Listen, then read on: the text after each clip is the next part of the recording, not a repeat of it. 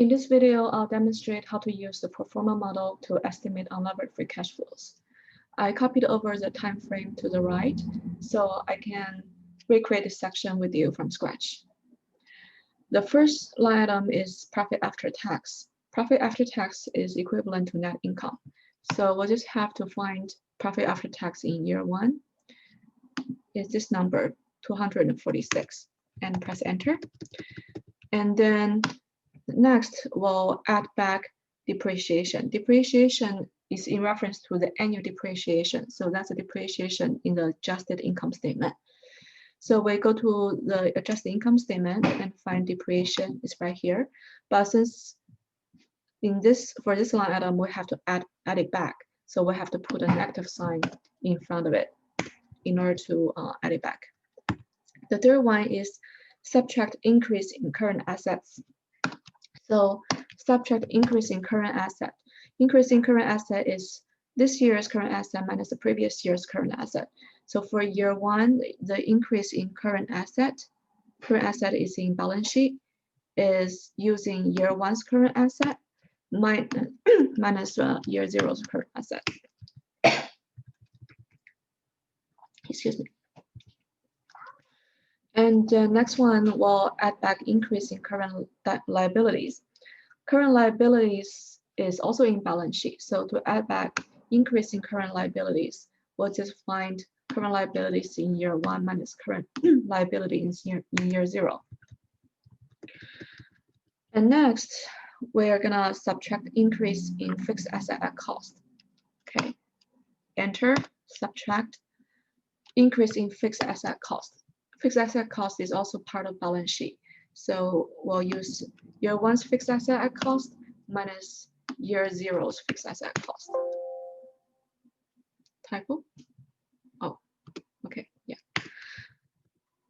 And next, we'll add back after-tax interest on debt. So we currently have interest on debt as part of the income statement. But this line item asks us to compute what is the after-tax interest on debt. So we have to use interest on debt for year one multiplied by 1 minus the corporate tax rate. So let's find interest on debt for year one and multiply 1 minus corporate tax rate, which is 40%. And since this B11, the tax rate is assumption, so make sure you're gonna press F4 to lock the rows and column. So when you copy over the formula, this value don't change. Okay, add back after-tax interest on debt. Okay, currently interest on debt is marked as a cash outflow. So in order to add it back, we have to put a negative sign in front of it. And the next one is subtract after-tax interest on cash and marketable security. Currently, interest on cash and marketable security is marked as a cash inflow because it's interest earning.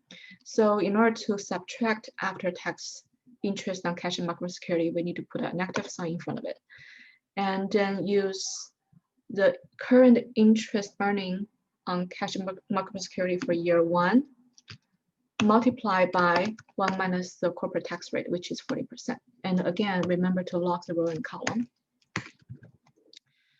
And now that we have inputted all the components for unlevered cash flow, the next step is to simply sum up all the input variables. You can either use a sum function to sum it up, or if you're really familiar with the keyboard, you can just highlight this entire column and use Alt plus Enter.